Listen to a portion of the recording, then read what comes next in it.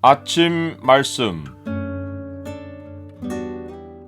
오늘 본문 말씀은 마태복음 13장 1절에서 17절입니다.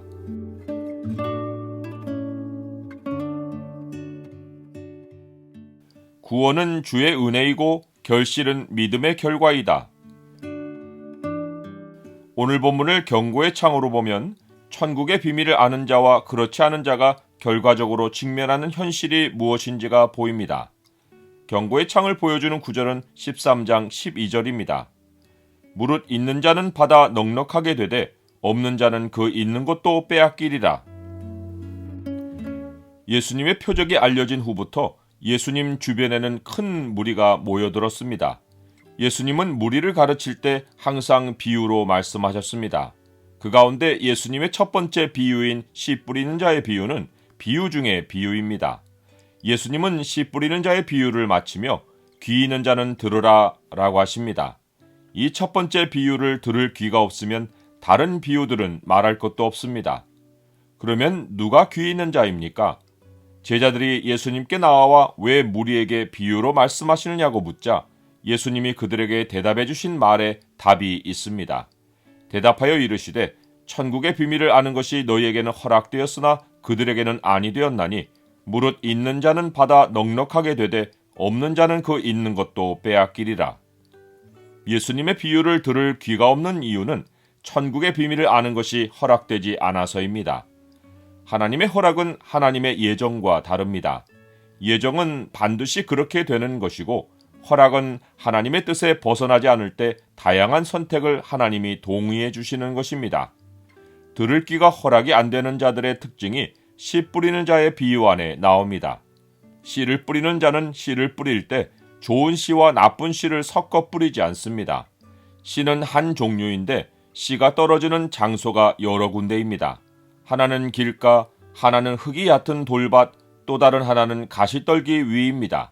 네 번째만 좋은 땅입니다. 좋은 땅만 빼고 세 군데 장소는 외부의 영향이 작용합니다. 길가에 떨어진 씨는 새들이 와서 먹어버립니다. 흙이 얕은 돌밭에 떨어진 씨는 흙이 깊지 않아서 싹부터 튀우는데 햇살에 타버리고 뿌리가 나지도 않아 말라버립니다. 가시떨기 위에 떨어진 씨는 가시가 자라서 기운을 막아버립니다. 오직 좋은 땅에 떨어진 씨만 외부의 영향을 받지 않고 흙 속에 깊이 자리하여 뿌리를 내리고 싹을 틔어 자라서 100배, 60배, 30배의 다양한 결실을 합니다. 하나님이 들을 귀를 허락하지 않으시는 것은 마치 좋은 땅이 아닌 곳에서는 씨가 자라지 못하도록 하시는 것과 같습니다. 하나님의 허락이 아니어도 그런 곳에서는 씨 스스로 결실하지 못합니다. 여기서 비유가 지적하는 것은 씨 뿌리는 농사법이 아닙니다. 왜 농부가 씨를 좋은 땅에 뿌리지 않고 그런 곳들에 뿌려느냐는 문제가 아닙니다. 예수님이 비유로 지적하신 것은 말씀을 듣는 사람들의 마음 상태입니다. 길가나 돌밭이나 가시떨기는 자연세계가 원해서 만든 환경이 아닙니다.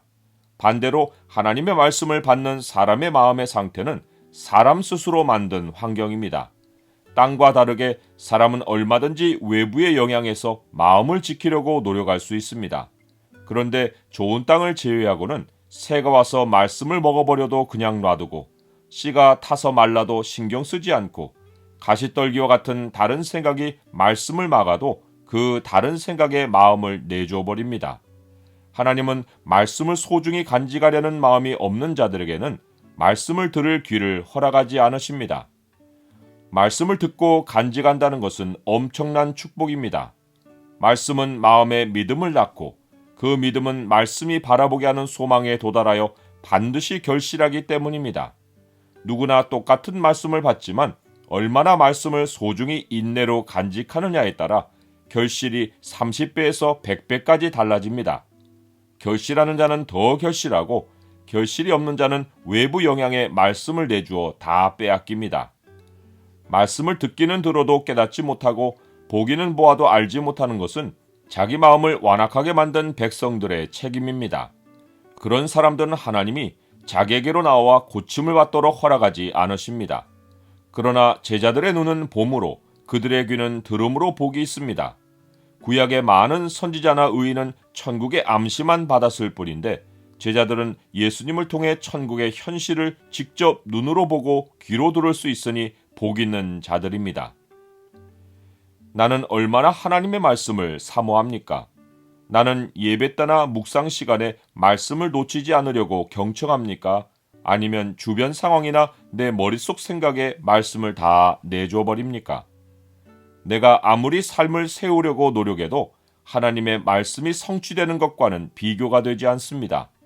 내 생각만 믿고 행동하면 있던 것도 빼앗기지만 하나님의 약속을 믿고 행동하면 결실하여 넉넉하게 됩니다. 예수님을 믿고 구원을 얻는 것은 하나님의 은혜이지만 30배에 결실할 것을 100배로 결실하는 것은 내가 말씀을 소중히 간직한 상급입니다. 또 주의 종이 이것으로 곧 주의 말씀으로 경고를 받고 이것을 지킴으로 곧 간직함으로 상이 크니이다.